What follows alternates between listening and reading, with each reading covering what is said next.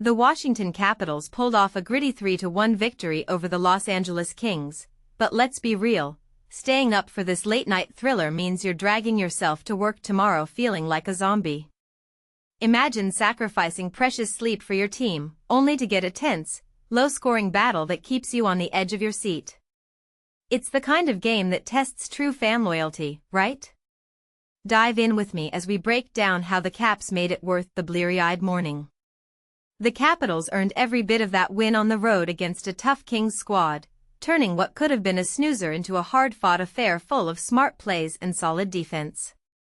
For those new to hockey, this wasn't a goalfest, it was a chess match on ice, where controlling the puck and limiting chances matter more than flashy highlights. Tom Wilson continued his hot streak by pouncing on a loose puck right outside the crease. Think of it as him being in the perfect spot to capitalize on a scramble, much like a soccer forward poaching a rebound. The Kings fought back in the second period, evening the score when Anze Kopitar delivered a pinpoint pass to Adrian Kuemper after the Caps' top line, including Sandin Roy, fumbled the puck during their offensive push. It's those little mistakes that can swing momentum, and Kopitar's vision there was textbook elite playmaking. Then, early in the third, Alex Ovechkin exploded out of the penalty box, fresh off serving time for a minor infraction, and set up Anthony Beauvillier to snag the go-ahead goal for Washington.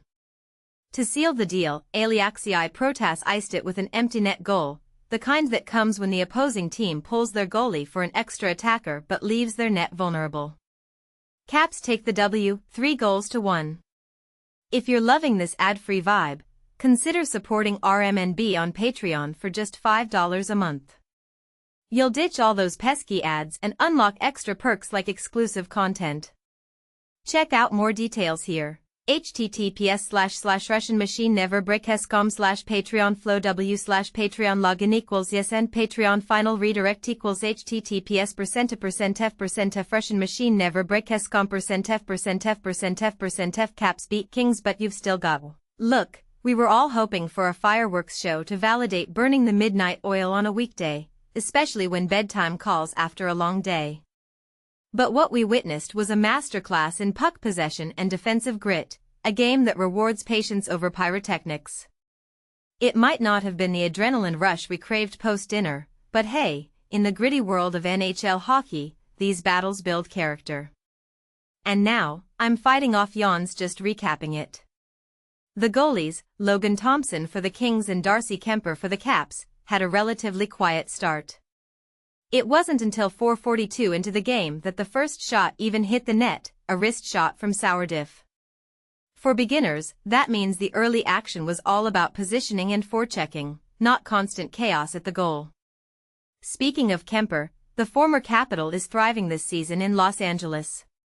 And here's where it gets controversial. While Jordan Binnington seems like a lock for Team Canada despite some shaky performances, shouldn't Kuemper get serious consideration too? He's been steady as a rock. Do you think the selection committee is overlooking him because of his past teams? I'd love to hear your take in the comments. Another blast from the Caps' past, Joel Edmundson, a defenseman you might not remember off the top of your head, dropped the gloves with Brandon Duhaime late in the second. These fights add that raw energy to the game, reminding us hockey's got layers beyond just scoring. I'm not pointing fingers, but it seemed like color commentator Craig Laughlin made a point to hype up combined points on Wilson's tally. If you're wondering what that's about, it's one of those quirky broadcast phrases that can rub fans the wrong way. Check out our piece on annoying hockey sayings for the full scoop. https://russianmachine.neverbreaks.com/2025/12/annoying-hockey-sayings-part-1. From the out-of-town scores, affectionately called the Medical Mechanica board, it's tough to see Carter Hart struggling in his comeback to the NHL. Hockey's a tough league, and returns like his highlight the mental and physical grind players endure. Ryan Leonard's been getting more shifts on the power play lately, with his ice time climbing over the past couple of weeks. His burst of speed was key in setting up Wilson's goal, showing how young talents like him can inject fresh energy into the lineup. I have to shout out Devontae Smith-Pelly on the studio panel. He brings this unique perspective that's always a surprise. even if it's not your typical polished TV charisma. It's refreshing to hear insider takes that feel genuine. And this is the part most people miss. Anze Kopitar might have just played his final game against the Caps for a while. As I noted before, https://russianmachine-never-breaks.com/2025/11/7/a-ovis-heating-up-beat-kings-2-1. The guy's a wizard on the ice, like that assist to Kuemper proved. Watching him twice a year is like catching up with old buddies, rare but always worthwhile. Brilliant career, and it'll be a shame to see less of him. You up? #Jebsuit RMNB, at rmnb.bsky.social, https://bsky.app/did:/PLC:/NQ21/7AKZKCXG5VYTWTJ embed, December 3, 2025 T 3 hours 35 minutes and 8.777 seconds Z. https://bsky.app/did:/PLC:/NQ21/7AKZKCXG5VYTWTJ/post/3M72JN4 Kia 2S ? Refs RC embed. Hold on, it just hit me. Next month brings an even tougher slate of late starters, Canucks, Flames, Oilers, and Kraken, all kicking off after 9 p.m. But here's a silver lining. Those teams aren't as stacked as the ones on this road trip, and there's an 8-day breather before facing Seattle.